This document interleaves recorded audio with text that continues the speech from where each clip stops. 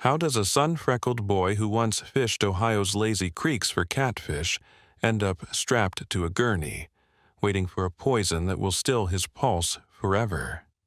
The answer is never just one moment.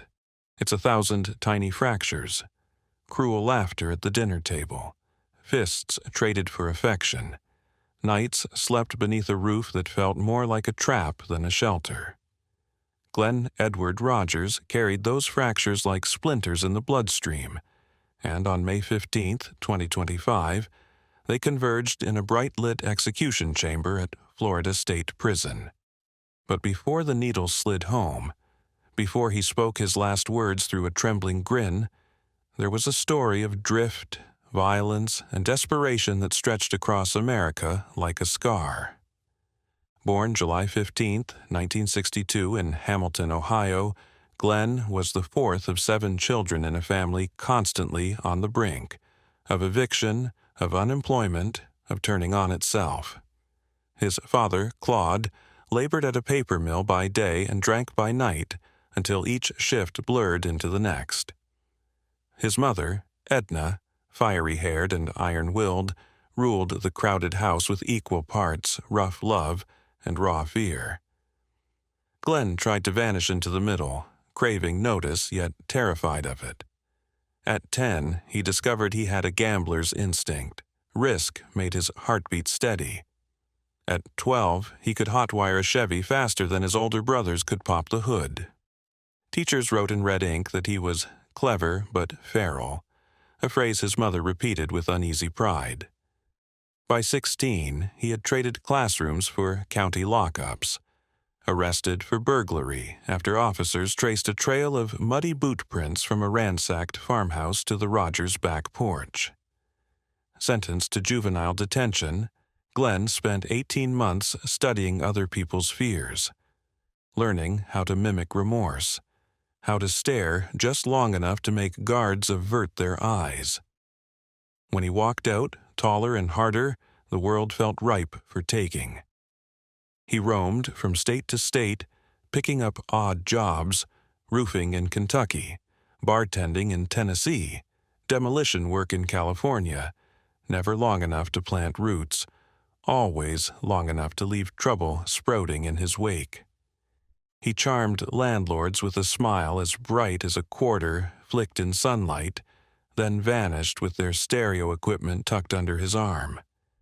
Women saw the soft copper hair and the rakish confidence and mistook it for safety. They rarely made that error twice. None of this was headline material, not yet. He was just another drifter snagged in the mesh of petty crime. But violence was already humming beneath the skin. Police in Jackson, Mississippi, still keep a grainy Polaroid of a motel room he abandoned in 1987, walls flecked with blood, a mattress slid open, no victim found, just rumors of a barmaid who never showed up for her shift.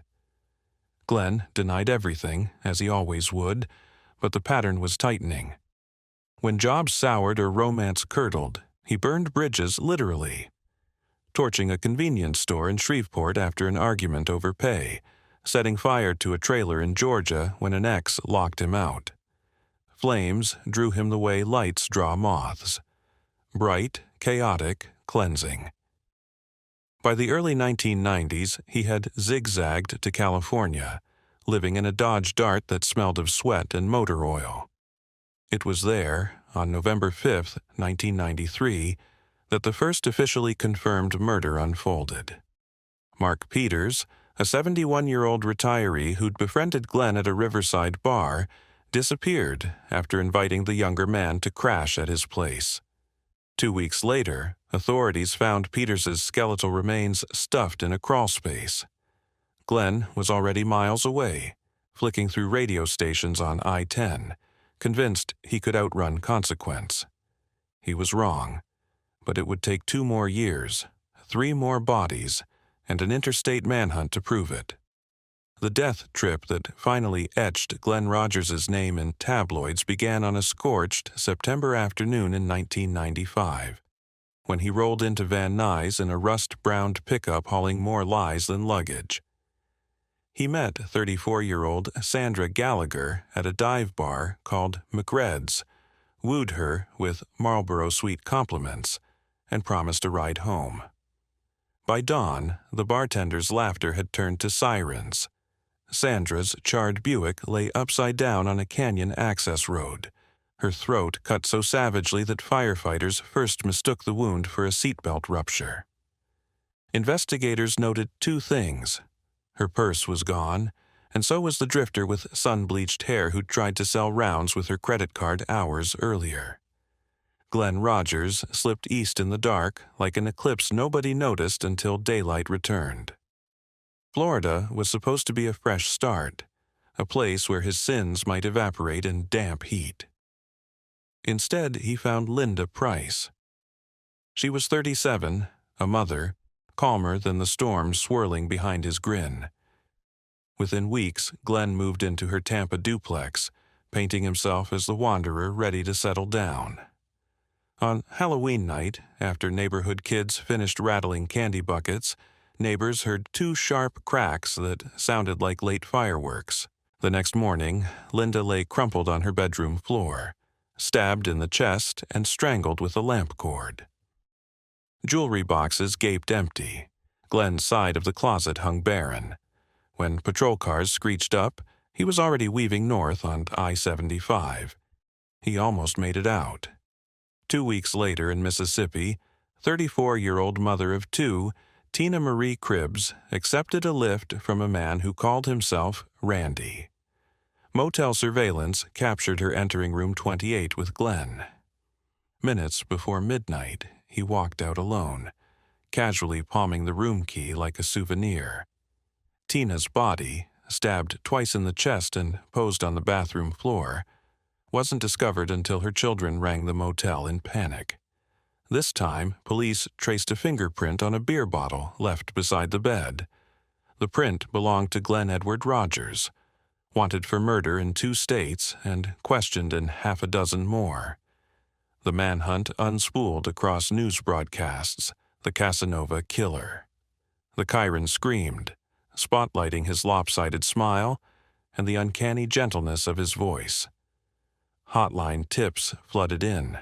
Someone had seen him hustling pool in Tallahassee. Someone else swore he filled up at a Shell station outside Nashville, humming along to classic rock. For a week, Glen reveled in the coverage, phoning his family to brag that he'd finally made it big. But fame narrowed the world. On November 13, 1995, a Kentucky state trooper spotted the white Ford pickup weaving across Route 11. When the cruiser's lights flared, Glen punched the accelerator. The chase bit through 2 counties, headlights bouncing off frost-slick fields, until he skidded into a ditch near a tobacco barn and staggered out with hands raised, as if surprised his luck had run dry. During interrogation, Glen spun tales so tangled detectives had to map them on butcher paper. He confessed to murders no one had linked to him, hinted he'd killed well over 50, then recanted everything by sunrise. Prosecutors in Florida moved fastest. 2 murders, a mountain of physical evidence, and a public thirsting for closure. The 1997 trial played like a lurid miniseries.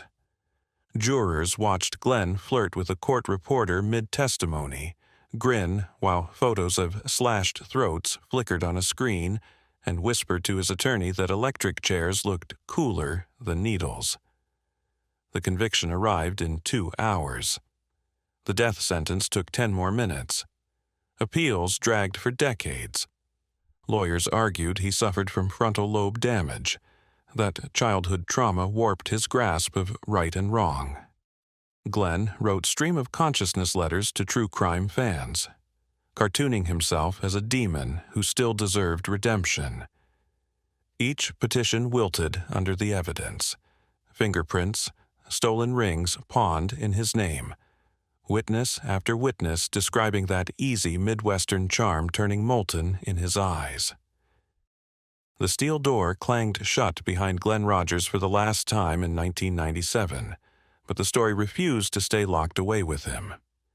Inside his 5x9 cell on Florida's Q-Wing, he traded swagger for monologue, covering yellow legal pads with jittery handwriting that lurched between grandiose bravado and childlike pleading. He mailed letters to television producers describing other scenes you haven't dug up yet, baiting investigators to reopen decades-old case files from California to Ohio. Some detectives treated the notes as dark tourism and tossed them in storage. Others spent sleepless nights tracing highways on wall maps, wondering whether the grinning drifter had indeed left unspoken graves beneath those forgotten exits. Rogers discovered celebrity of a warped sort. True crime forums dissected his syntax. Auction sites peddled doodles of crimson hearts he inked on commissary napkins, and a podcaster even paid for a birthday cake to be delivered to the prison, though regulations forced guards to slice it in half, searching for contraband before Glen ever tasted the frosting. He basked in the attention, then soured when a former cellmate sold a bundle of his letters to a tabloid. It was his life's final pattern. Reaching out, then recoiling when the mirror showed him what the world actually saw. Meanwhile, the families he'd shattered rebuilt in uneven layers.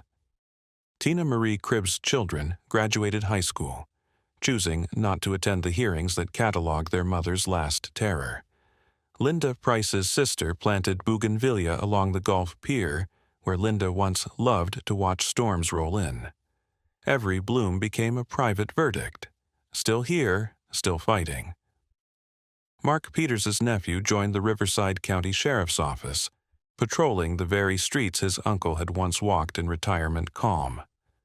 For each, the wheel of appeals, automatic and capital cases, felt like an endless hallway lined with photographs they could never turn away from. In 2012, the U.S. Supreme Court denied review without comment, and something shifted. Rogers stopped decorating envelopes with cartoons. He requested theology textbooks instead of celebrity magazines, and spent nights staring at a brick wall no longer plastered with pin-ups, but with photocopied psalms. Guards noticed the change. The man who once bragged he would beat the needle now greeted sunrise with raw-throated hymns that spooked even hardened officers on dawn rounds. When the death warrant was signed in early 2025, reporters descended on Stark like carrion birds, anticipating a headline. Rogers granted only one interview, and it ended abruptly when the journalist asked whether he ever dreamed of the women who died. His answer, "Sometimes they tell me I'm late and laugh," sent a shiver through the glass partition. After that, he spoke almost exclusively to the prison chaplain, confessing that the scariest part of dying was not the drug, but the emptiness a second after. Execution day drew pilgrims and protesters both. Outside the razor wire, candles guttered in humid wind while a counterline waved placards demanding swifter justice. Inside, the final protocol unspooled with bureaucratic precision.